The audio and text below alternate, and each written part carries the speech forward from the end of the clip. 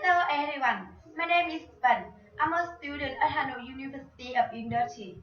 Today, I want to talk about Hoàn Kiếm Lake.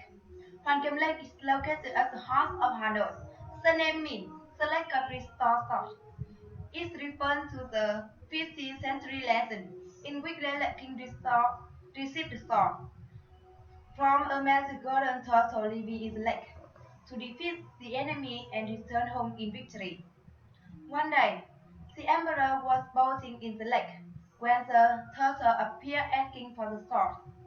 The turtle still, the turtle still living in the lake. Today, around the lake, there are many types of flowers and plants. So, early morning, people enjoy going along the lake for morning exercise, badminton, and tai chi in the fresh air. That's all.